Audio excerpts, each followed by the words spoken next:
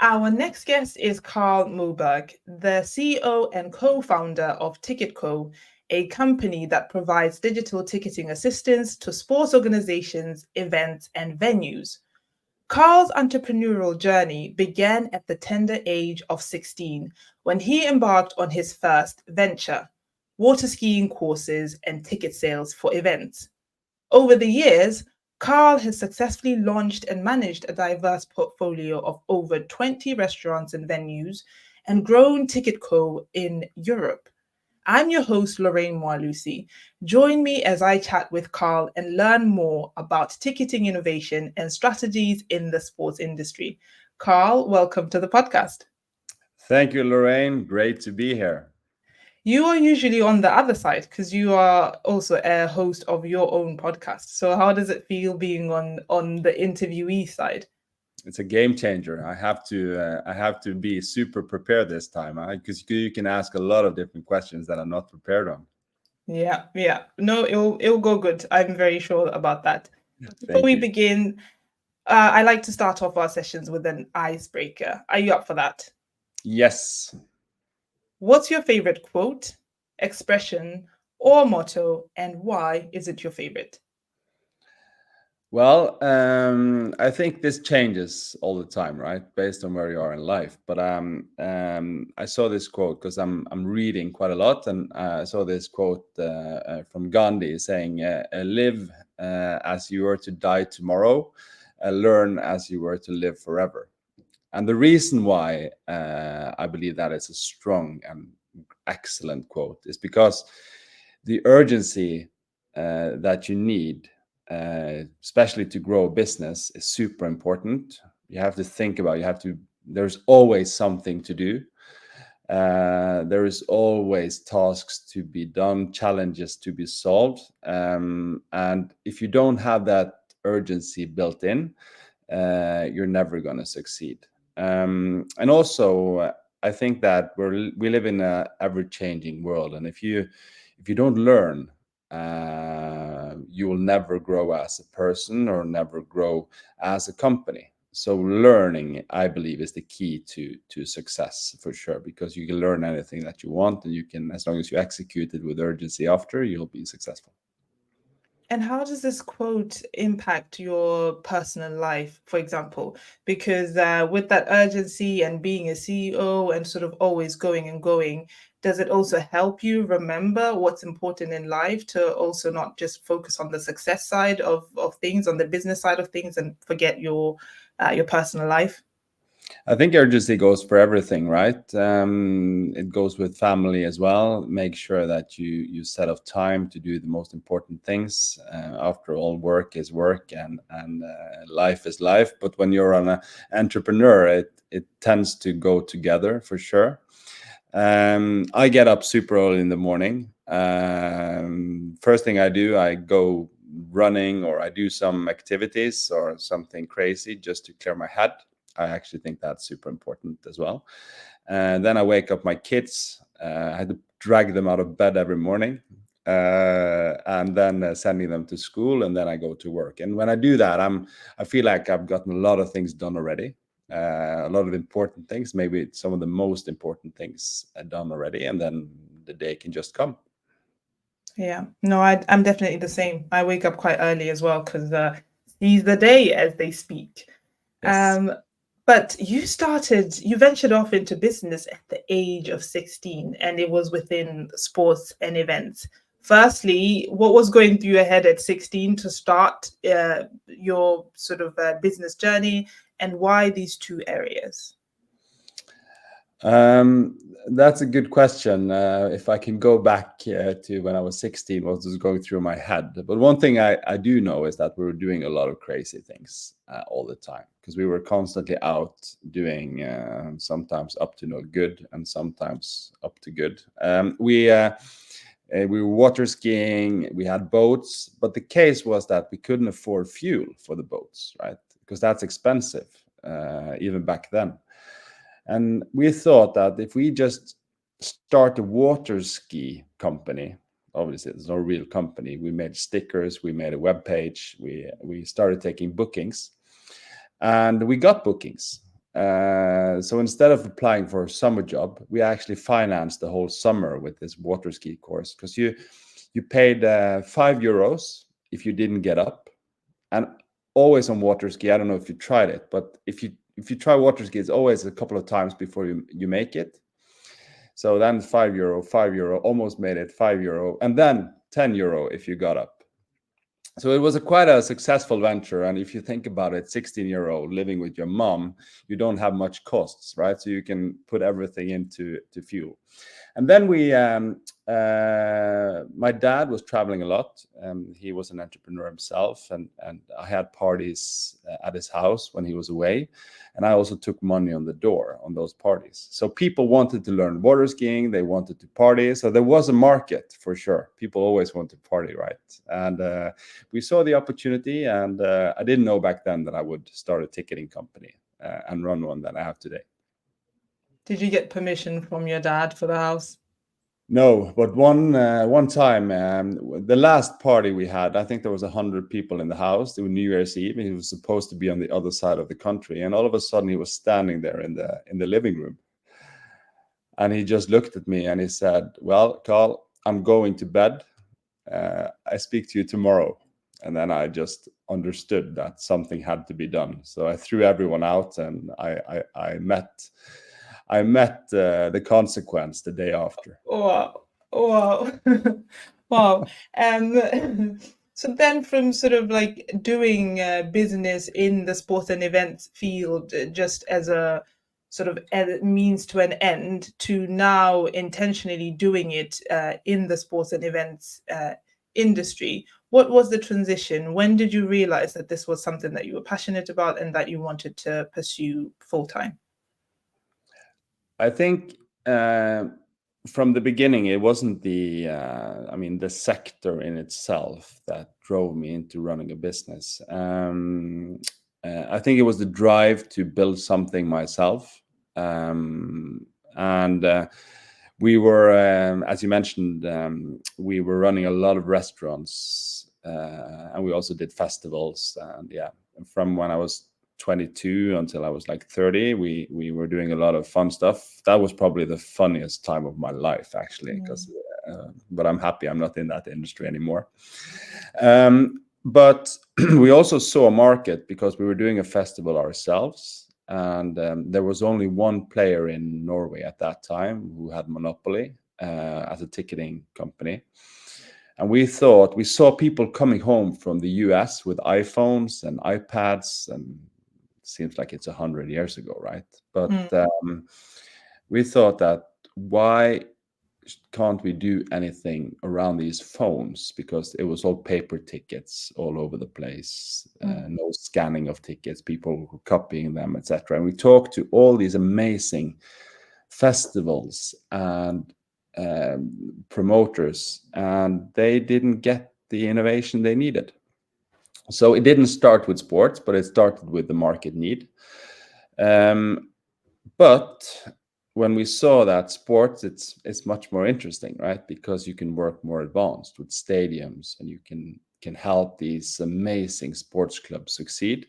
We ventured into sports in 2015, and we took, I would say, a monopoly in sports in Norway in 2017, where we signed up all the top football clubs. We're into hockey and all these different sports. And now we're growing sports around Europe. So it's been an incredible journey. Wonderful. Can you, because you've mentioned we a few times, and we've mentioned TicketCo, but we haven't really talked about the story of you co-founding TicketCo. Can you take us back to that and tell us how that happened, and why? Yeah, you also mentioned a few sort of trends that you saw that then led you to sort of founding TicketCo. Can you touch on that as well? Yeah, I think we saw a need, right? Me and my co-founder. He's not working in the company anymore, but he was incredibly important as well for building TicketCo to where it is today. We saw a need, right? And we saw that there was a big market. And I think that's two key things that you need to solve. We also saw that or that is the key potential of everything. But we also saw that there is, I mean, if you don't do ticketing, you're never going to succeed, right? So it's a mission critical software. And the good thing with mission critical software is that all these clubs need ticketing to survive, right? If you get their ticketing, you get the core of what they do. And that led us to, this is not a nice to have, this is a must have. Obviously, when you work in a market like that, it's harder to convert clients and get them on board. But then you just have to focus on building strong value for them, and then they will switch to your solution. So I think that the combination of a market, a need, mission critical software, as well as a very exciting industry, made us take this bet.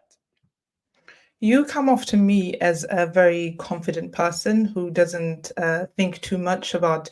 You often hear of the so-called imposter syndrome and people not starting things because they think too much about them. Would you say it takes a certain level of self-confidence and just belief in what one is doing and belief in themselves for people, for someone to really be a successful entrepreneur? Well, I think for me, it's quite ingrained from when I was growing up. And I've also been through some tough times, which means that when you have big challenges as a founder, you also know that it will either go, it will pass. And most of the times, the worst case scenario that you start thinking about never happens, right? We are programmed to think worst case scenarios all the time, but the worst case scenarios never happen. I grew up in an entrepreneurial family myself. I think I told you when we met. There was a lot of great ideas and crazy ventures. My dad, we had a pool in the house, also where I did the parties. Maybe that's why people wanted to come. And all of a sudden, my dad said that you can't swim in the pool anymore because I'm going to fill it up with salmon. And I'm going to build an aquarium here because he made sausages out of salmon. And as a pilot of those sausages, he served it in my 10th birthday to all the kids, just to check if they can taste the fish. And it worked. And that was his way of doing things. I would say that's a super entrepreneurial way. Yeah. Anyway, I mean, it's a fun story. I have more. I'm going to take a lot of time to tell them all. But anyway, my dad failed in his business, right? And I saw this happen. We had to sell the house. He had to rent a very small apartment in town. It changed the whole way of living. You come from this big, like you end up, you have a lot when you grow up, but then you lose everything. So I saw the effects and the consequence of not succeeding. And I've tried so many times to analyze, okay, what did he do and why did it happen? And all of these things. And I think that's back to the quote, is that he didn't have enough urgency. He didn't learn quick enough. And I think that was why he failed. And that's why we are succeeding, I believe. So I'm programmed in a way that I'm not going to fail. And when I fail, I learn and I try to use that failure to improve next time. And so far, it's been good. So hopefully the journey will continue. Wonderful. I'm very sorry. The story took a turn very quickly in the middle of when I was laughing, so I felt really bad for like laughing so hard at your dad. No, but But that is true, because it starts fun, right? And then it goes down and then it goes up again. And that's the key, right? I'm happy that it happened. Sounds crazy. yeah. But back then I wasn't happy. It was Mm, a disaster, right? I mm, remember neighbors were standing around the house looking when we were moving out and the house was sold, and I will never forget it. But at the same time, I'm happy it happened because mm. it made us where we are today. And maybe if it didn't happen, we wouldn't have TicketCo today. So all in all, it was a good venture. And speaking of TicketCo, you mentioned that you have monopoly in Norway. Was this always part of the strategy for sort of growing the company? You first conquer your home turf and then you conquer the rest of Europe, or did it just sort of unfold? So back to the learning again. When we started this company, which is a tech company, right? Mm. We invest heavily in technology all the time. We have found some tech founders from Bergen, where we are now, and asked them, what should we do and what shouldn't we do, right? Should we conquer the whole world at once, or should we control the home market first? And their advice was to conquer the whole market first, because it's going to be expensive to go out in different countries, and if you don't make money in your home market and don't prove that you can succeed in your home market, you will never succeed globally. And I think that was a super important learning, and that became our strategy. So we worked hard. I traveled the whole country. I met with thousands of event organizers, understanding how they work, implementing as we onboarded customers, etc. But then we became a solid business in Norway, and it was much easier to go abroad. And we use references from Norway. We have league agreements in Norway that we bring with us, for example, to the UK, which is a very, very strong statement. And if your home country believes in what you're doing, the customers are happy, it's much easier to succeed. Mm.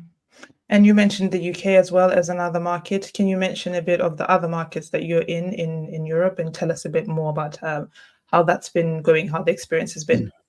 Yeah, we're using the same strategy as we did in Norway, right? We want to succeed in one market at a time. So we're now growing. Our fastest growing market is UK and Ireland. We are probably going to grow into critical market share in these countries before we go to more countries. But we also operate in Sweden. And the reason for that is that we had demand in Sweden from some of the leagues, so we started implementing there. We're probably going to increase investments in Sweden as well. But we believe that UK, especially the UK, is the portal to the rest of the world.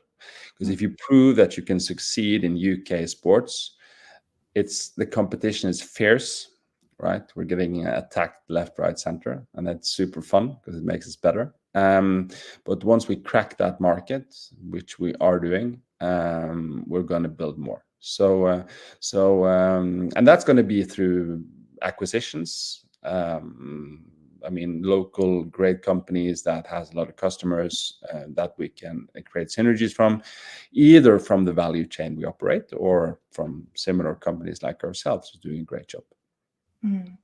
And I want to go back to that idea of failure that you just touched on, because in your quote you say that you really believe in learning fast and having that urgency.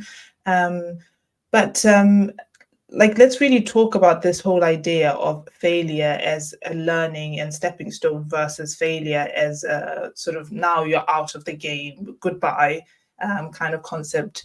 Loads of research shows that people that like loads of entrepreneurs like Richard Branson from Virgin, they believe in failing. Can you like tell us a bit more about this and really just drive that point home? Because I feel like it's something that I personally need to hear over and over again, because I'm very averse to failure. I like my things controlled and very clinical.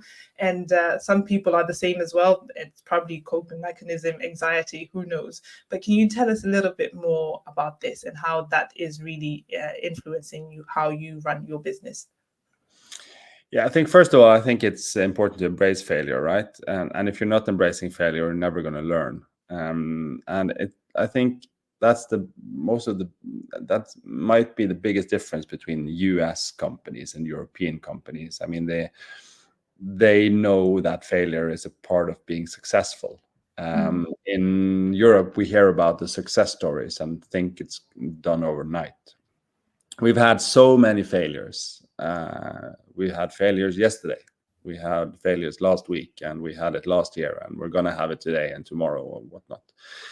I mean, the key is to make decisions, right? To make decisions to move forward. If you don't make a decision, it's a failure in itself. I think that's important. So as a leader, you have to be very clear, and you have to also understand that the decision might be wrong. But if it's wrong, you can learn from that and use it in the future. I also think that all the failures you've done can be used later, but you have to be careful with that as well, because you hear things like, we've tried it before and it didn't work. We're not going to try it again. Timing can be different today. The plan that you had yesterday might be good today, but might suck tomorrow. So it all depends, right? But you have to be able to move forward and learn fast. That's the only way to do it.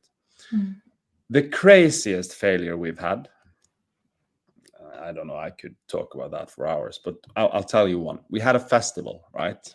And we did tickets and QR codes, obviously, right? Scanning a QR code and going into an event. It's not rocket science. But then this super innovative event organizer who was doing a beer festival, he said, well, can't we use these QR codes for drinks instead? And then you can use that QR code and scan it 5 times, and you can taste 5 different type of beers. And this was in Bergen, hometown, in the wonderful historical Bryggen, which is like local super popular place. All the tourists go here. If you apply for Bryggen, you find the picture of Bryggen. But there was about 3,500 people at the event. There was 12 breweries.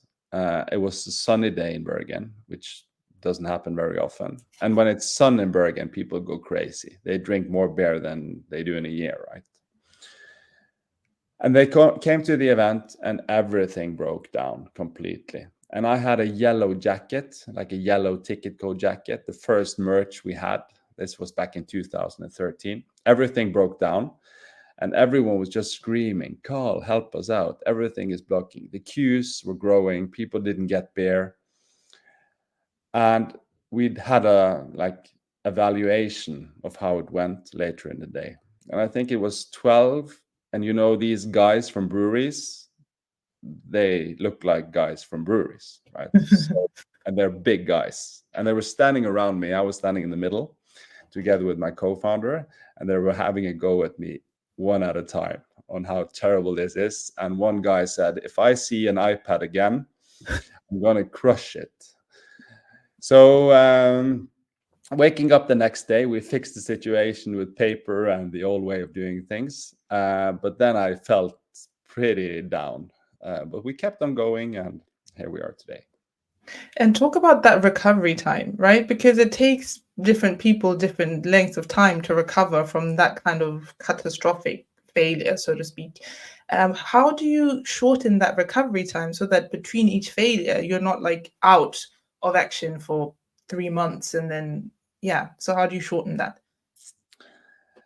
I don't know, actually. I think you need to have a lot of failures to be able to shorten it. I think for me, that was one of the biggest failures of the company. I came home, I poured myself a glass of whiskey. I never do that. I don't recommend anyone to do it. I don't know why I did it back then. I had that whiskey, and then I went to bed. The next day, I didn't even think about it. It was like, next step, we're going to continue to build. So it took, usually, for me, it usually takes one night, and then I'm back on the horse. And sometimes it takes a couple of hours, sometimes it takes a couple of minutes. Depends on how big the failure is, of course. And it's like you said, I think the more you do something, the more you fail, you become less sort of averse to it. So then you just bounce back quicker. Yeah. Wow. Wonderful. Thank you so much for sharing so many personal stories. I hope everyone that's listening is going to enjoy them.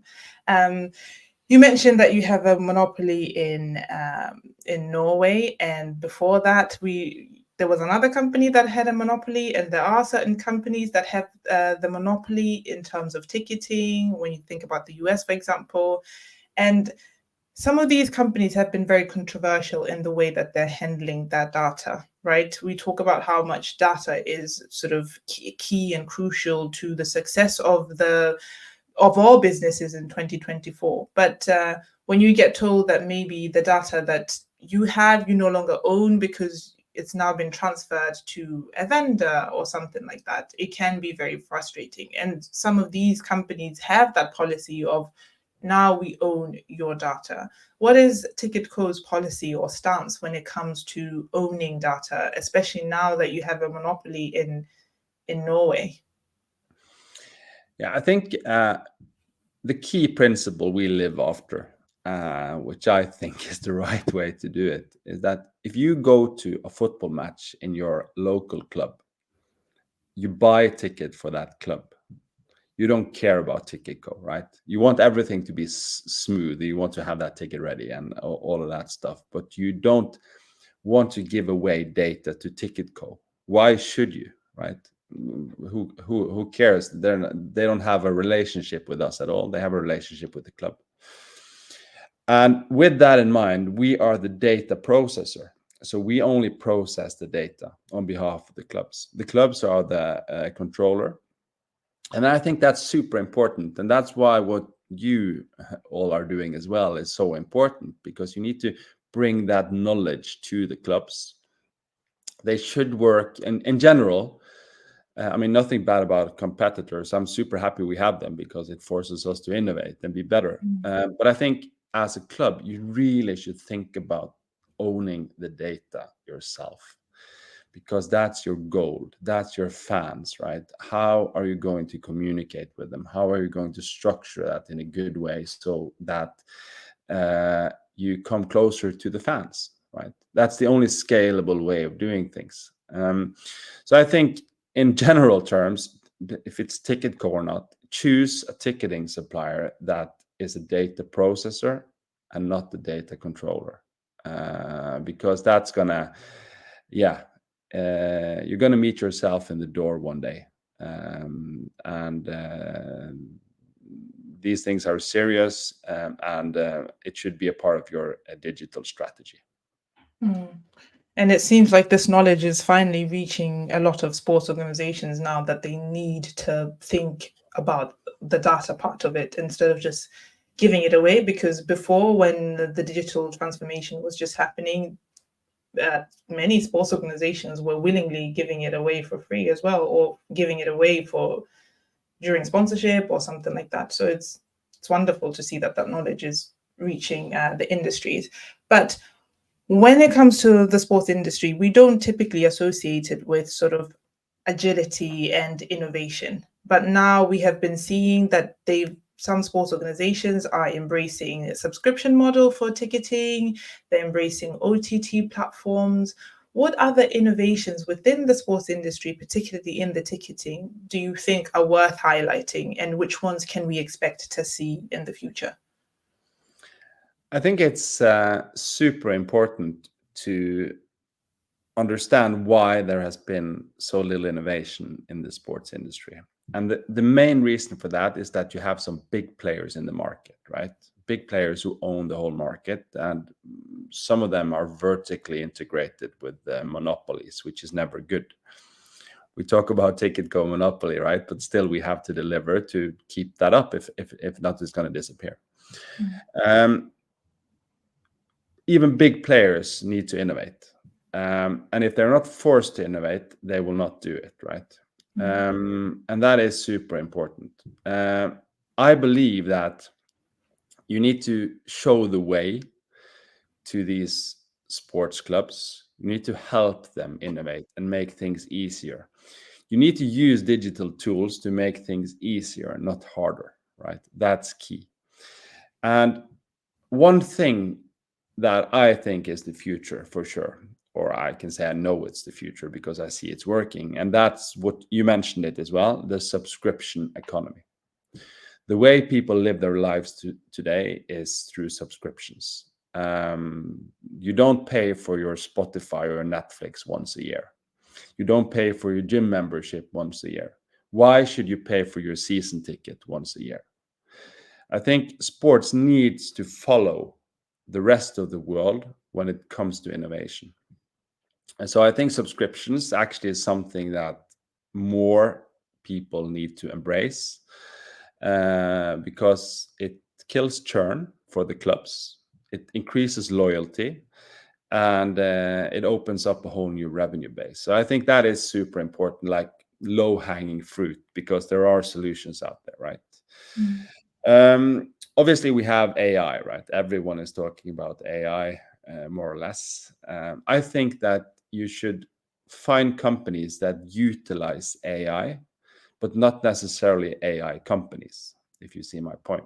Because companies that utilize AI to make things easier, that's super cool. You've probably seen as well from tools that you're using, you have this AI button that's helping you doing things a little bit easier or improving the text or something like that. That's companies you would like to work with, because they are forward leaning. And I think that is key. And also, things are moving faster now than ever. Make sure you work with a company that has innovation as part of their values, and make sure that there is a plan of innovation in the future, because we all have a lot of feature requests on things we need. But I also think it's important that the supplier that you work with leads the way, because you know the old Henry Ford example. If he would have asked people, they would have said faster cars. No, sorry, faster horses and not cars. So I think it's a balance of customer-driven development connected with the ability to learn what's going on in the world and adapt accordingly. I had a very lengthy conversation with Thomas Reppins, who is the consumer director of Club Rouge. And we were talking about exactly what you're talking about now, about innovation and Henry Ford's quote. And Thomas had different opinions to the opinion that you have, but your opinion is my opinion as well. Good we so, agree. Good so we I agree. feel like I win. But yeah, that's amazing. But something that I feel sometimes when talking to different people, it's like, and you mentioned yourself, things are moving so fast. It feels like you get whiplash at the level of which innovation is going. And just a year ago or two, Web3 was all the rage, And I think what you mentioned about picking companies that use AI, but they're not solely AI companies was such a good tip for sports organizations, because I feel like they can get really lost in but which one do we pick and what do we value above anything else? You also mentioned valuing data and making sure that you own your data as one of the things that they should look up for. Are there other things that they should be thinking about when it comes to picking which innovations they pick? So which criteria or guidelines should sports organizations be keeping in mind when they're picking their innovation? I think there's no magic bullet, all right? And I think that's an important mindset to have, not only a sports club, in anything. So if you're looking for that massive innovative lift for your club, that's probably not a good idea. It's much better to find small tweaks that you can test quickly, see if it works. And if it works, you get proof, you build on that. So the faster and quicker you can test your hypothesis on innovation, the better. So you should, I mean, in a strategy workshop that these clubs have, right, the quarterly or yearly, whatever, they should sit down and think, okay, what hypothesis do we have around innovation? What are the things that's moving around? And then when you have that, you should evaluate that. Everyone is excited. We're going to be so innovative. But then you have to go out and ask the fans and talk to the fans and understand if I did X, Y, Z. And that's what many companies and also sports organizations are afraid of. They're afraid of how their fans going to react because they haven't talked to the fans and understood the fans before they implement something. So the more valid points you can have as part of the innovation before you launch something, the better. And instead of launching big on innovation, launch incrementally and learn as you're going, because it will never go according to plan. Exactly. You mentioned fans, and ticketing is all about the fans, connecting better with the fans. But on the other side, it's also about revenue. Do you have any 3 practical tips for sports organizations on how they can sort of take their ticketing strategies to the next level? Yeah, I think we touched on the customer data, right? Make sure you own the customer data. right? Mm. Because that's where it starts, the fan data. Mm. Understand how you can utilize that data, Mm. break it up, and find out, so that when you have the strategic workshop that you have yearly or half yearly or quarterly, whatever you do, you have direct access to the fan to test out your hypothesis. Once you have that, the fans approve, and you should. I mean, if you know the data, if you understand the fans, you can split them up in different cohorts, right? So you can say this cohort between I don't know, however, let's just use age as an easy example. Between 20 and 40, they would like to see this innovation, but the 40 to 60 would like to see this innovation, etc., etc. And then you can start testing and drop testing things across different fan groups. And you don't have to be a massive organization to do that, right? You don't have to see it as scary beasts, but the fans will also love that they're being asked before something new is launched. And finally, I've asked you so many questions. To the entrepreneur or potential future entrepreneur that's listening right now, who's very afraid of failure and very afraid to fail, essentially, but really wants to launch out and be a success in the sports industry or in whatever field they so choose, what advice would you give to them? I think you need to find out the size of the market before you start doing anything at all. And also understand if there is willingness to pay for your products. If there is a market and they're willing to pay, back to the simple water ski courses or wanting to go to a party, there is an opportunity to build a business, right? That's it. You only have to be 5% better than your competitor, 1% better than your competitor to win the market. So, but you have to be ready for it, right? Making sure you have the funding in place. You will get funding if you get success.